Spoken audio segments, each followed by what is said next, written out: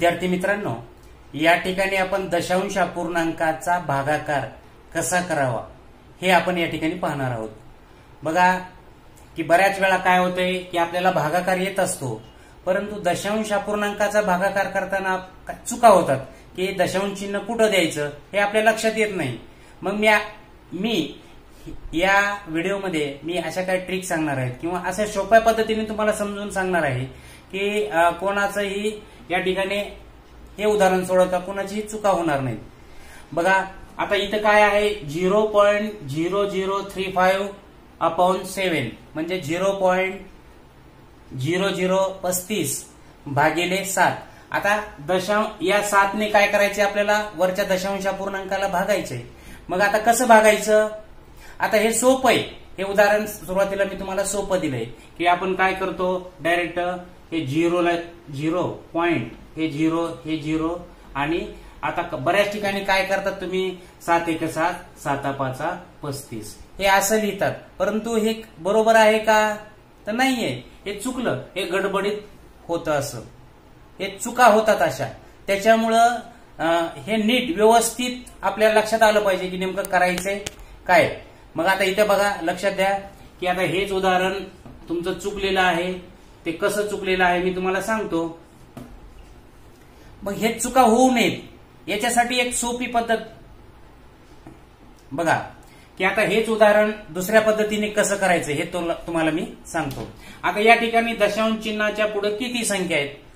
तर दशांश चिन्हाच्या पुढे 1 2 3 4 संख्या आहेत।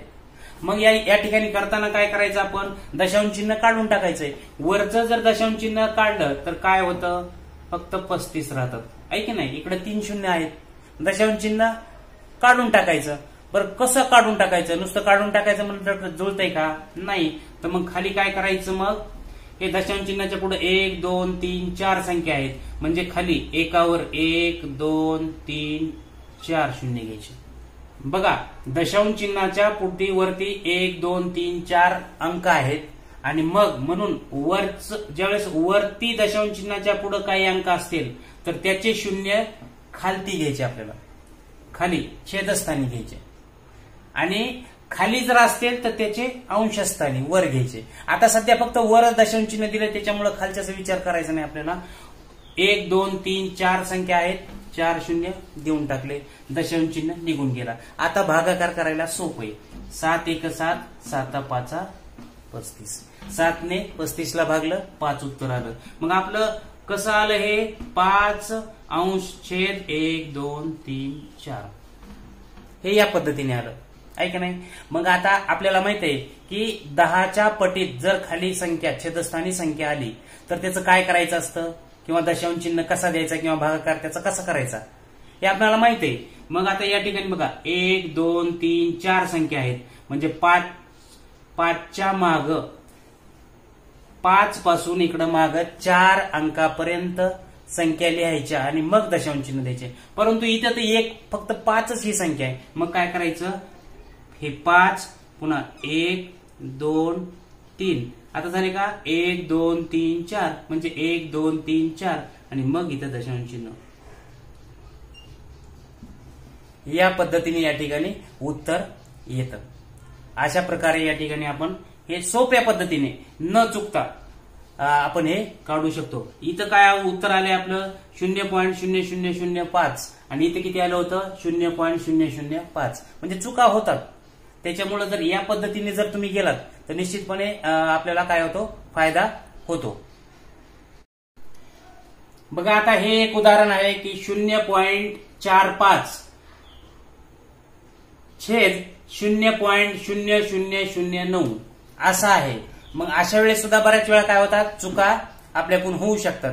त्याच्यामुळे मग इथं काय करायचं, हे कसं करायचं, मागचं एक उदाहरण पाहिलं आपण। मग त्याच पद्धतीने याचं पण काय करायचं, आपलं दशांश चिन्ह काढून टाकायचं।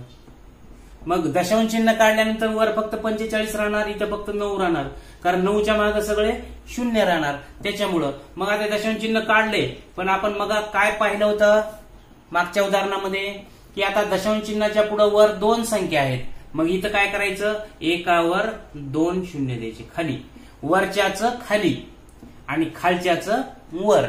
खाली किती आहेत, छेदस्थानी 1 2 3 4 आहेत, म्हणजे एकावर 1 2 3 4 या पद्धतीने शून्य दिले. खालचे 4 वर 4, वरचे 2 खाली 2 या पद्धतीने. दशांश चिन्ह निघून गेला. मग आता आपण काय करू शकतो, काटाकाटी करू शकतो. 9 1 9, 9 5 45 आणि हे शून्य कटलं, हे शून्य कटलं, हे शून्य कटलं, हे शून्य कटलं, बरोबर काय आलं 5 गुणवले 100 म्हणजे किती आलं हे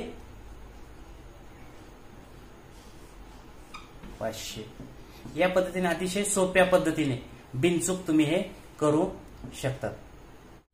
बघा या ठिकाणी हे उदाहरण आहे. आता याच्यामध्ये एकापेक्षा जास्त संख्या आहे आणि त्याचा गुणाकार दिलेला आहे. हे उदाहरण कसं सोडवायचं, सोप्या पद्धतीने आपण जसं शिकलो तसं. तर आता सुरुवातीला मी काय सांगितलं, सगळ्याचे दशांश चिन्ह काढून टाकायचे. हे असं या पद्धतीने.